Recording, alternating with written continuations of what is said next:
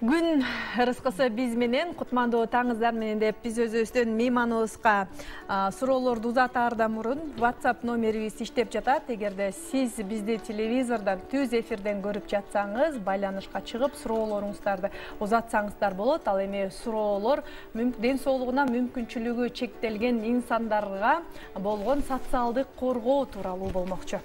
Бизге чалбастан WhatsApp номерубузга суроолорду таштаңыздар. Адистен жооп алып беребиз. Ал үчүн 0502 1933 91 номеруна чалбастан жазып сурооңуздар жөнөтүңүздөр. Биздин коногубуз ден соолугунун мүмкүнчүлүгү чектелген жана улгайган жарандарга социалдык кызматтарды өнүктүрүү башкармалыгынын башчысы Чолумова Назгүл Тынчылыковна бизде конокто. Саламатсызбы, кош келипсиз. Саламатсызбы, кош келипсиз. Жакында эле президенттин жарлыгына ылайык дал ушул ден соолугуна мүмкүнчүлүгү чектелген кичинекей бөбөктөргө жана улгайган адамдарга жардам иретинде же болбосо кыргызча жалпак тил менен айтканда кошо каралашкан, баккан адамдарга дагы өзүнчө кошумча каражат бөлүү маселеси талкууланып тапшырма берилген эле бүгүнкү күндөгү стадия. Саламатсыздарбы дагы бир жолу. Студияга бүгүн жуманын биринчи күнү ушундай чакырганыңыздарга чоң ыраазычылык билдирип кетем. Чынында эле ушу үстүбүздөгү жылдын 14-майында Кыргыз Республикасынын президентинин жарлыгы чыккан. Бул жарлык боюнча ушу кошумча ден соолугу мүмкүнчүлүгү чектелген жарандарды багып карап аткан адамдарды дагы колдоо боюнча болду. Мисалы айтып кетсем, ушу 19-жылдан баштап ден соолугунун мүмкүнчүлүгү чектелген балдарга жеке ассистент кызматы киргизилген.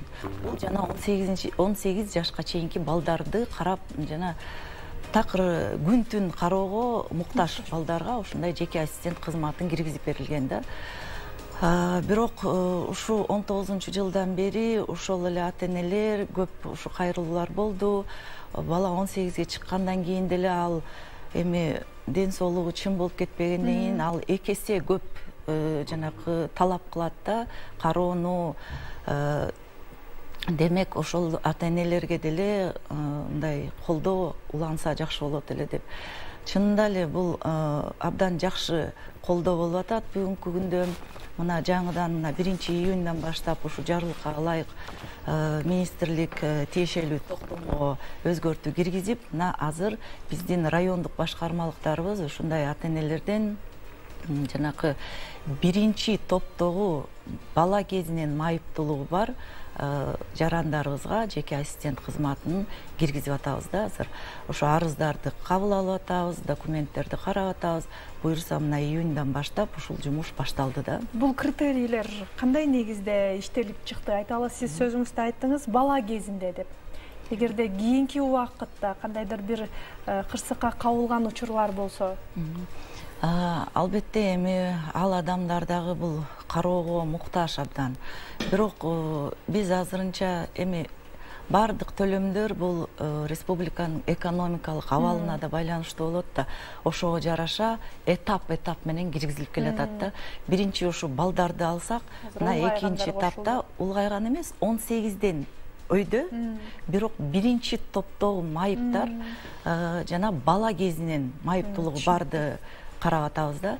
Демек, бир четинен эмне үчүн балдарды алдык, жана ушу бала кезинен майыптуулугу бар.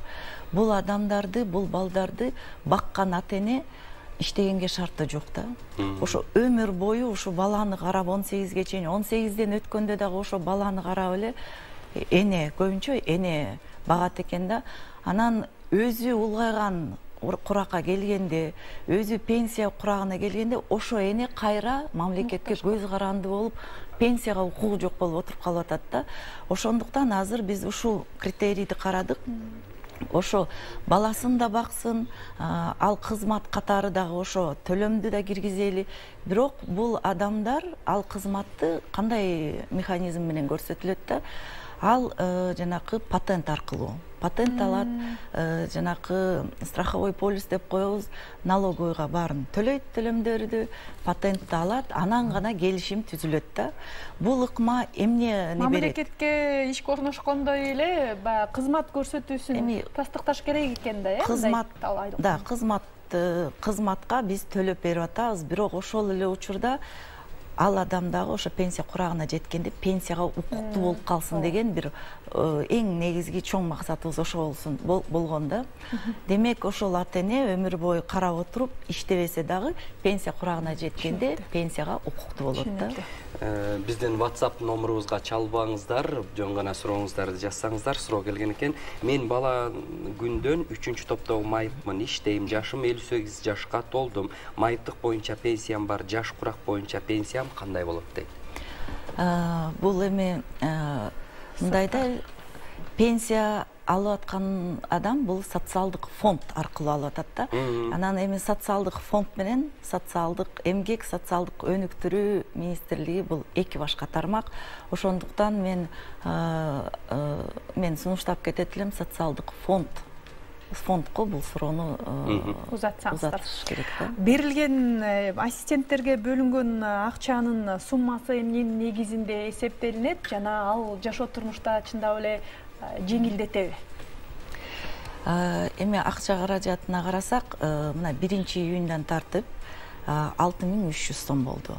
Буга чейин 2019 жылдан баштап балдарды карап келген ата-энелерге ошо кызмат көрсөткөнүнө акы төлөө катары 4900 сом төлөнүп келген. Мына ушул айдан тартып баарына баланы карайбы, чоң адамды карайбы, аларга 6300 сом чегерилип атат да.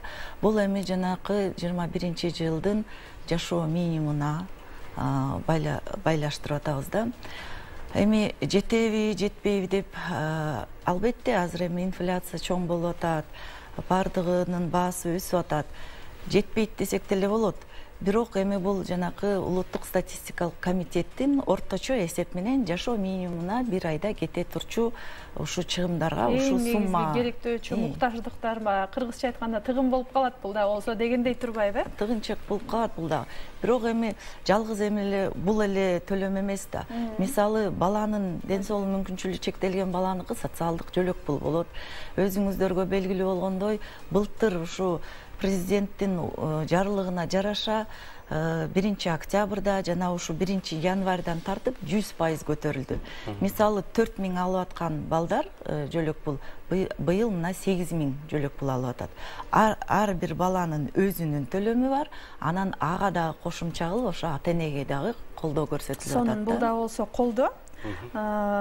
Деги эле коомчулукта мындай инсандардын өзүнүн баягы копол сезбей, өзүн эркин алып жүрүүдөгү сиздердин жумуштарыңызда ошол эле ассистенттердин психологиялык жактан багуудагы оңой эмес да.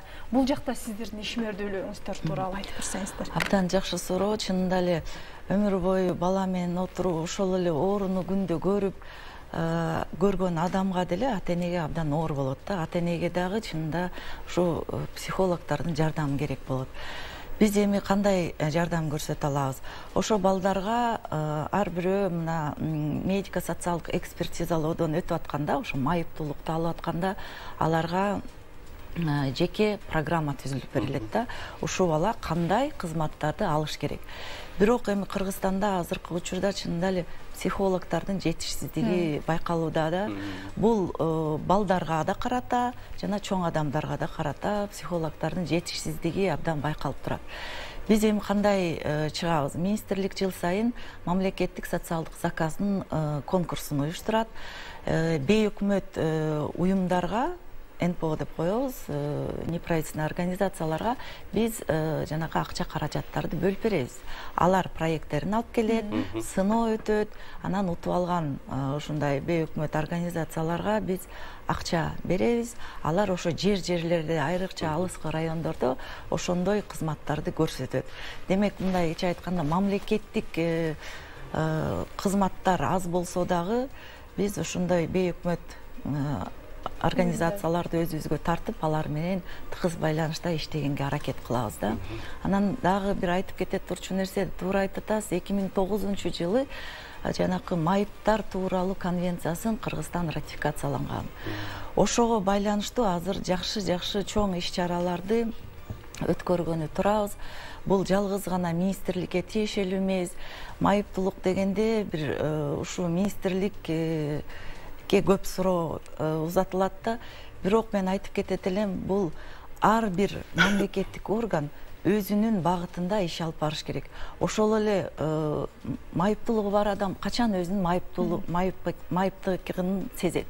Ошо көчөгө чыгып, өзү жетчү жерге жете албаганда, автобуска түшөйүн десе, автобуска кире албаганда, имаратка кирейин десе, имаратка кирчү пандустары жок болот. Бар болсо же ошол стандартка туура эмес келет да, ошол убакта адам өзүн майыптуулугун сезет да. Эгерде ошо айлана чөйрөнө бардыгы биздин майыптуулугу бар адамдарга ылайык болсо, ал майыптуулугун сезбейт. Мындайча айтканда теңдик болот да. Биз азыр ошого умтулушубуз керек, жана бардык иш-аракеттерибизди ошого жумшашыбыз керек. Назгүл айым, сиздин сөзүңүзгө кошумча, майыптуулук эмес эле, мен качан өзүмдүн баламды коляска менен сүйрөп Бишкек шаарына филармонияны аралап барганда, мен көчөлөрдү кесип өтүшүм керек болот. Бир көчөдөн бир көчө анткени ошол эле филармонияда коляска үчүн жолдордун жоктугу. Бул биздин борбор калабыздын башкы жагында. Урматтуу телекөрүүчүлөр, бизге кыскача суроолордон жөнөтүңүздөр.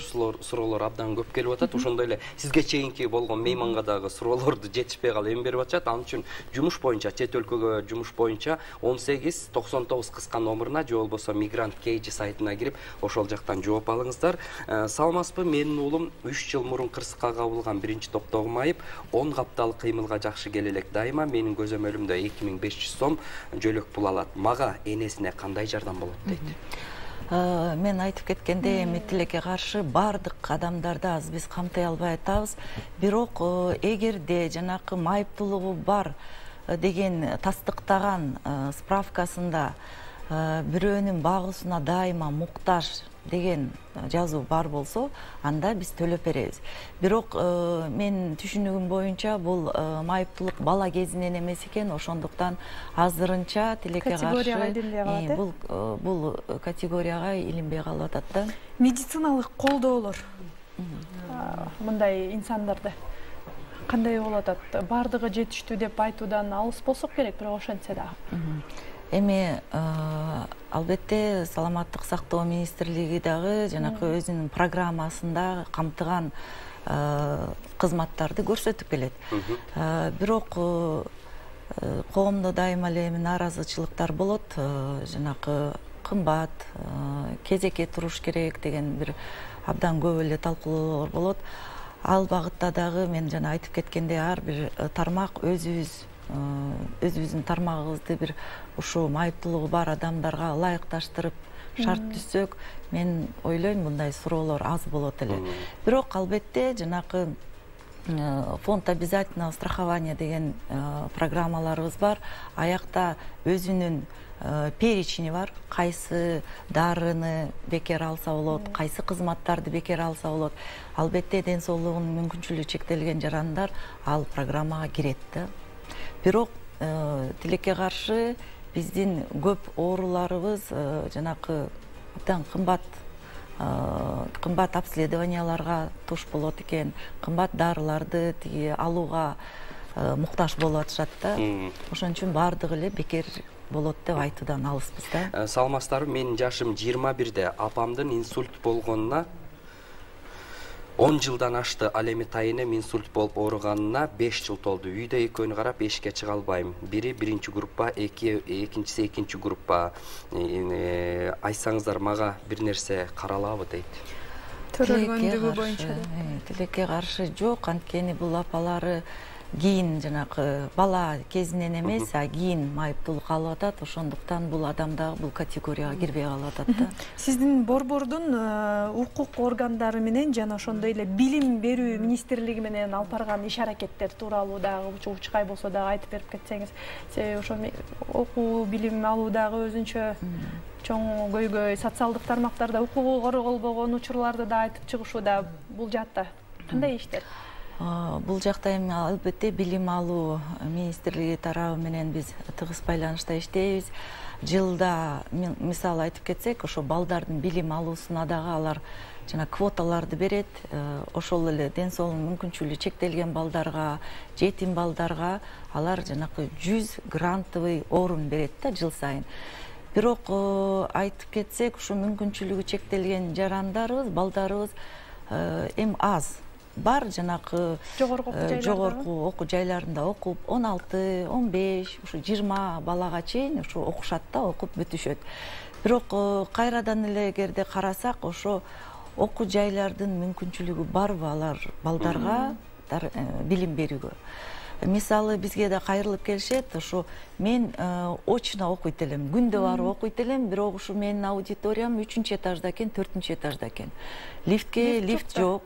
Чыга албайт экен. Ошон үчүн айла жок, мен заочно окуганга, алыстан окуганга туура келип атат деген бизге дагы суроолорубуз көп да абдан. Ошондуктан мен жана айтып кеткендей эле ушуга азыр абдан чоң көңүл бурушубуз керек. Жана жалгыз эле жанакы акча менен эле чектелип калбаш керек да бул маселечи.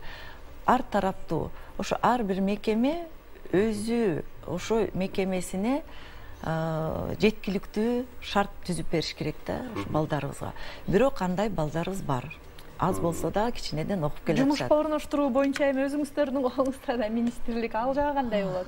Окуп бүткөндөр аракети барлар. Жумушка орноштуруу эми жанакы эмгек кодексине жараша баарына тең шарт бирдей.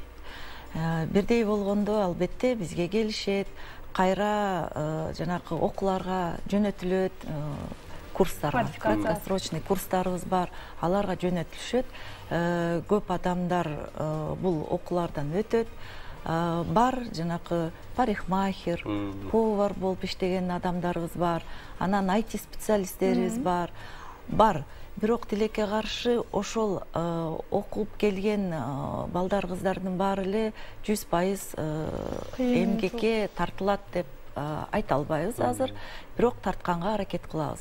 Ал эң биринчиден эми жанакы биз кайра эле ошо ден соолугунун мүмкүнчүлүгү чектелген балдардын алган билиминин деңгээлине байланыштуу болуп калат да.